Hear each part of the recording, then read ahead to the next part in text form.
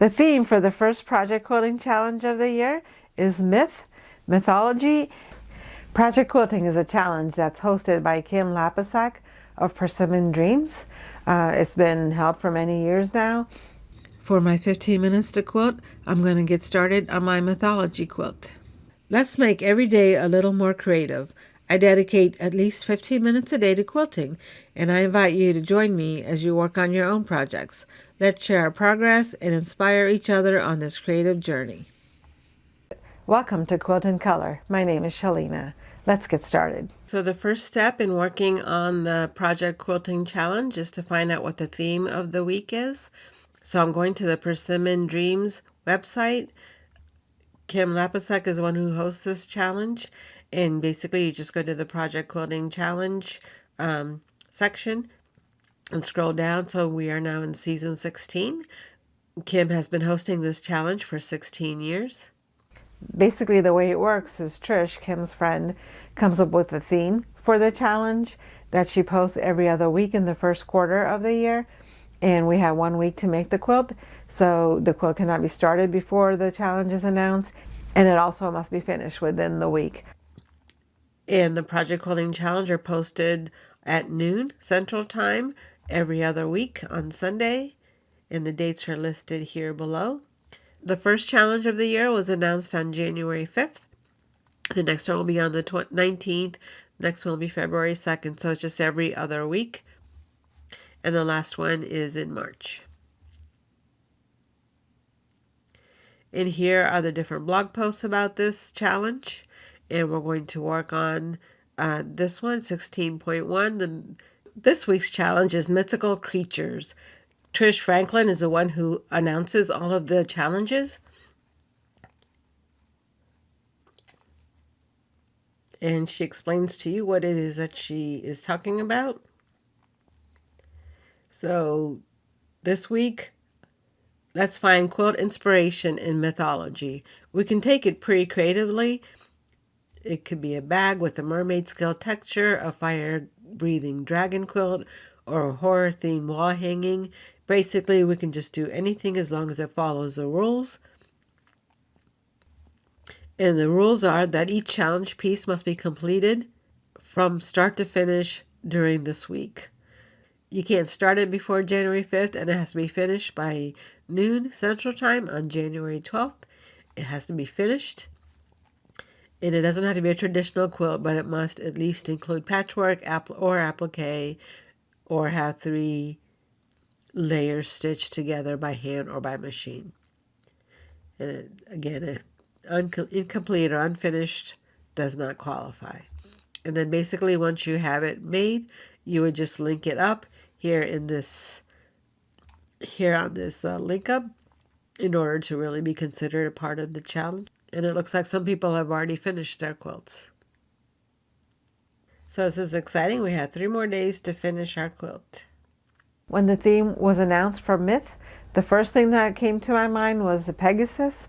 I don't know why, but it was, and I try not to overthink my decisions for the Project Quilting Challenge because we only have a week to make it. So whatever the first idea is, I try to go with that. And the first idea was a Pegasus. I looked up some pictures on the internet for that, and I came across a photo of this creature, which looks like a Pegasus because it does have a horse body and wings, but it also has a human face. It also has a human head, and that to me just seemed more interesting. I just like that whimsical nature of it. Apparently this mythological creature is called al-Buraq, and it is from the Muslim tradition. This creature is very fast. It goes at the speed of light, and it's a creature that took Prophet Muhammad to heaven. Once I decided that I wanted to make a Buraq, I went to find some fabric that I thought might work well with that. And I think this would be a nice fabric to put as a background. And because I had seen some of the horses' tails be peacock, I thought this would be a good fabric for the tail. And then I grabbed some other fabric. I'm not really sure where exactly I'm going to put them, but this one here is a fabric that I thought would go well with the blue and the other colors. I like this one as well. And this one. So there's a small number of fabrics here. And then, so then I went back and looked at images that I could look at to get an idea about what I should do. But what I did get is I got a horse's body from one place, and then I have the wings, and I have a tail, and I have a face. So I'm going to put all of this together. And so basically I need a face, wings, a tail, and the horse's body. So I need 4-ish fabrics. So what I was thinking is that because all of these fabrics are really busy, that maybe it might be better for me to use a plainer background, and maybe I can use this fabric instead of being the background. I could have it be a frame around the background. So I found another solid fabric here that I could use as the background, and then the frame would just go around it as a border. So I'm not really sure if that's what I'm going with or not, but for now it's available. And then this fabric I just am going to use for the face. So now it's a matter of getting some fusible and deciding what is going to be what. So I like this fabric, I think, for the body of the horse. It's busy, but I think it's a busy fabric, but I think it'll look okay for the horse. And then this will be the tail. And then we've got the face here. And then we need a wing. That's basically all we have, right? Yeah, that's basically all we have. We need a wing, and we need the hair for the person's face. And then we also need some hair. So to me, it makes more sense to have... My original thought was to use this for the wings and this for the hair. Is that what I want to do? Not sure. One of this will be the wings and one of this will be the hair. And what I think I'm going to do first is just go ahead and cut out these 3 shapes.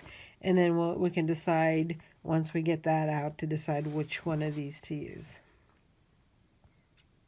I'll trace the pattern onto the fusible. Then we can press them and cut out the shapes.